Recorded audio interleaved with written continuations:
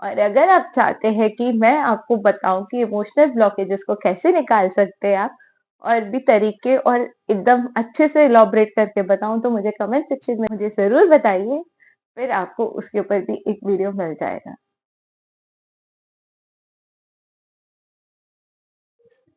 नमस्कार। नमस्कार दोस्तों, आप सभी का स्वागत है। कल बताइए होगा centre from imagination to reality के अगले वीडियो में। तो आज के इस वीडियो में हम बात करेंगे फ्रोजन शोल्डर के बारे में।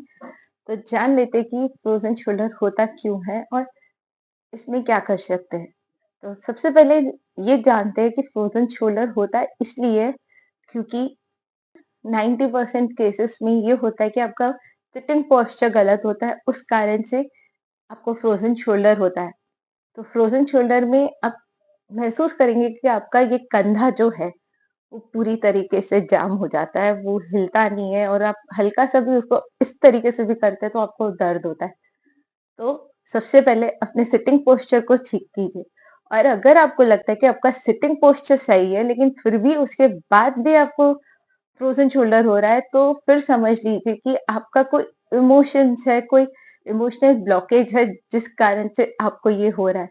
या वो इमोशनल ब्लॉकेज क्या है? वो इमोशनल ब्लॉकेज ये है कि आप किसी चीज का बहुत ज्यादा बर्डन अपने ऊपर ले रहे हैं। जैसे कि अगर आपके आप इस तरीके का बर्डन अपने ऊपर ले रहे हैं कि आपको ऐसा लग रहा है कि मैं नहीं करूंगी या करूंगा तो कोई और कर नहीं सकता, मुझे ही करना होगा, मेरे अलावा कोई नहीं कर सकता। इस तरह का कोई बर्डन अगर आप ले रहे, सोच रहे या अ, आपको लग रहा है कि नहीं मेरे बिना क्या होगा या मैं नहीं करूंगी तो कैसे होगा, उस तरह का इमोशनल ब्लॉकेज, उस तरह का बर्डन कि मेरे बिना क्या होगा या मैं नहीं करूंगी तो क्या होगा, वो। तो अगर वैसा कुछ है तो आप देखेंगे कि आपको फ्रोजन शोल्डर है। तो सबसे पहले तो आप ये काम कीजिए कि आपका सिटिंग पोस्चर सही कीजिए।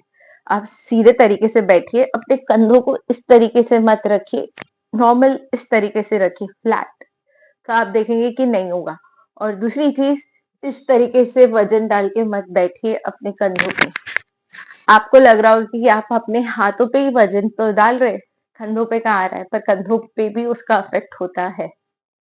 तो कोशिश कीजिए कि आप पहले सीधा बैठना सीखिए, सही तरीके से बैठिए और फिर उसके बाद आप अपने जहाँ पे फ्रोजन शोल्डर है आपको, वहाँ गर्म पानी का सेक कीजिए। तो गर्म पानी का सेक करेंगे तो उससे वहाँ की मांसपेशियां या मसल्स जो है वो खुलेगी। अब जब वो खुलना शुरू होगी तो आप देखेंगे कि दर्द धीरे धीरे कम हो रहा है। तो आपको घबराना नहीं है, कोई दवाइयाँ नहीं लेनी है, पेन किलर्स। अगर बहुत ज़्यादा दर्द है तो पेन किलर लीजिए, वरना पेन किलर मत लीजिए। आप घर के नुस्खे और थोड़ी बहुत एक्सरसाइज से देखेंगे कि कुछ दिन में आपको फ़र्क पड़ना शुरू हो चुका है।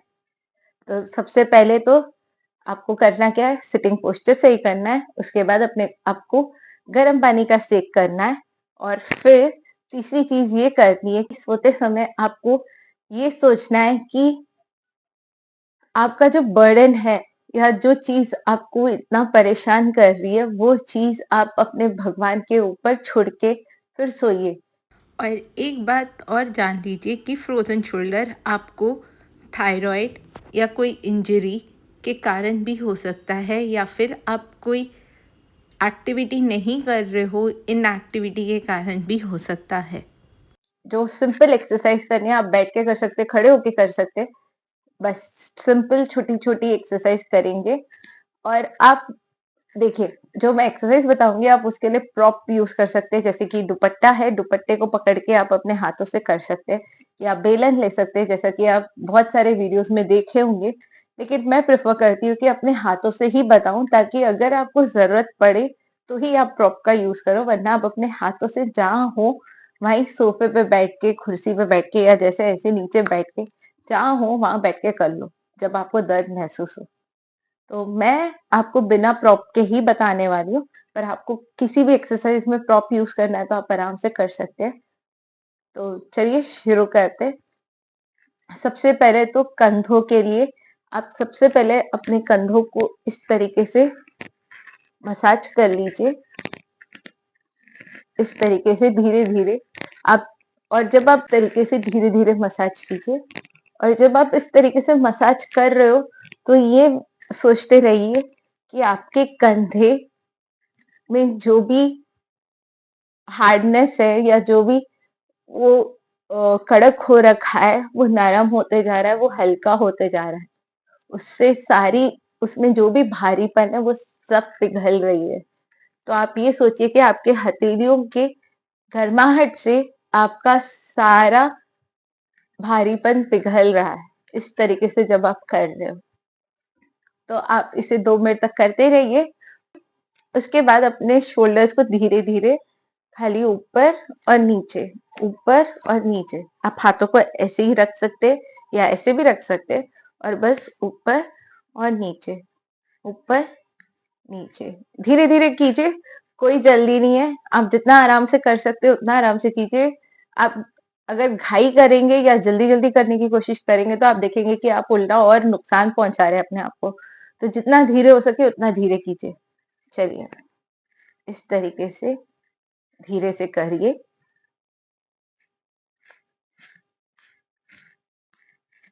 बढ़ते अगले एक्सरसाइज की ओर है। इस तरीके से खाली आपको धीरे-धीरे करना है, एकदम धीरे-धीरे।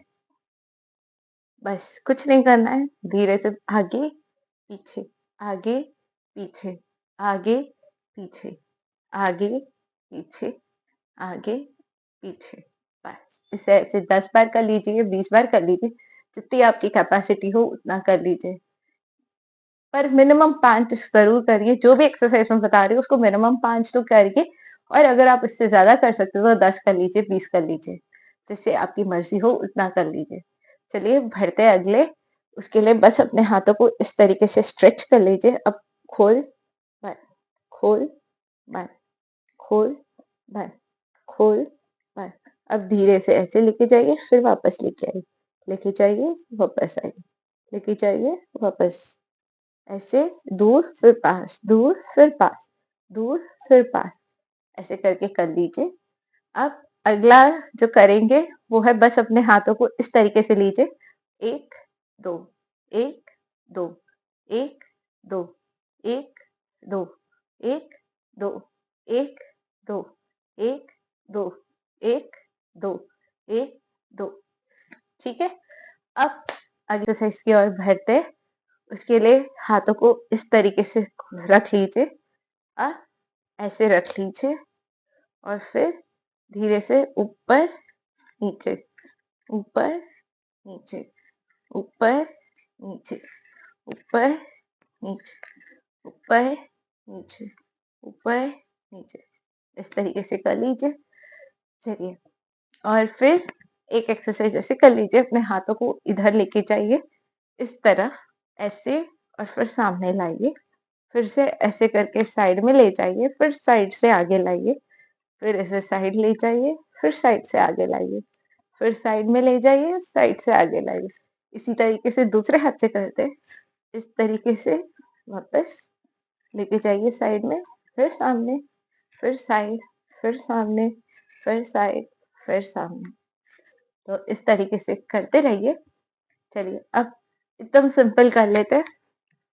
अपने हाथों को इंटरलॉक कीजिए और अपने सर के पीछे रखिए। हाथों को इंटरलॉक कीजिए, सर के पीछे रखिए और बस इस तरीके से रखिए। आप चाहिए और अगर आपका कंधा आपका साथ दे तो आप अपने सर से अपने हाथों को पीछे की तरफ करते रहिए और हाथों को आगे की तरफ। बस आपको प्रेशर देना है, आपको कोई लिटरली धक्का नहीं देना है अपने आप को। बस अपने सर को पीछे की तरफ प्रेशर देते रहे और वही प्रेशर आप अपने हाथों से आगे की तरफ दें। तो आप देखेंगे कि इस तरह से टाइटनेस लगेगी। तो इस तरीके से अगला है होंगे गोमुखासन, जो ये है कि एक हाथ ऊपर से, ये वाला आप दुपट्टे के साथ कर लीजिए जिसको भी प्रॉब्लम है। नहीं तो मैं कहूँगी कि पहले एक हाथ से ही कीजिए। एक हाथ पहले ऊपर लेके जाइए इस तरीके से और इसे धीरे-धीरे करके ऐसे पीछे ले जाइए सर के पीछे। तो इस तरीके से आपका हाथ ऐसे सर के पीछे आ जाएगा। आपको कुछ नहीं करना है, इधर से उठाना है, इसको ऊपर और पीछे कर देना। और फिर जब आपका ये हाथ उठ रहा हो पहले ऊपर से उठाना है, फिर नीचे से इस तरीके से उठा लेना है। नीचे से भी इधर ऐसे रख के जब आप कंफर्टेबल हो जाए तो हाथों को पकड़ के इस तरीके से अंदर की ओर खींचते जाना है और इस तरीके से करना, और इसी तरीके से अपने दूसरे हाथ से करना कि इसको ऐसे लिया, पीछे की तरफ ऐसे पुश किया, फिर इसको नीचे किया, दूसरे हाथ से पीछे से नीचे से इसको भी ऐसे करके पकड़ लिया। और अगर आपको कम दर्द है और आप कर सकते हैं तो फिर दोनों हाथ को पकड़ने की कोशिश कीजिए, एक हाथ ऊपर दूसरा हाथ नीचे, इस तरीके से करने की कोशिश कीजिए बस। तो आप देखेंगे कि ये छोटे-छोटे सिंपल एक्सरसाइज भी आपको बहुत आराम देंगे। चलिए और एक एक्सरसाइज कर लेते हैं, वो है गले का मूवमेंट। गले का मूवमेंट या कहो सर का, एक ही बात है। तो चलिए शुरू करते हैं rotation of your neck. Neck rotation करते हैं 5 बार राइट, 5 बार लेफ्ट से स्टार्ट करेंगे। तो चलिए शुरू करते हैं राइट से। Right up, left down, right up, left down, right up, left down, और अब लेफ्ट से left up, write down, left up, write down, left up, write down. तो आप बस धीरे-धीरे इसी को कर लीजिए, और बस जो मैंने बातें कही कि आप अपने सबसे पहले सिटिंग पोस्चर सही करेंगे, फिर आप गर्म पानी से सेक करेंगे, आप रात में सोते वक़्त अपने इमोशनल बैगेज को हटाएँगे, इमोशनल ब्लॉकेज को हटाएँगे। आप इमोशनल ब्लॉकेज हटाने के लिए डायरी में भी लिख सकते हैं और उसे जला के, फाड़ के फेंक दीजिए। सबसे सिंपल और बहुत ही उपयोगी वो कर लीजिए, या लास्ट में आप ये एक्सरसाइज कर लीजिए रोज़।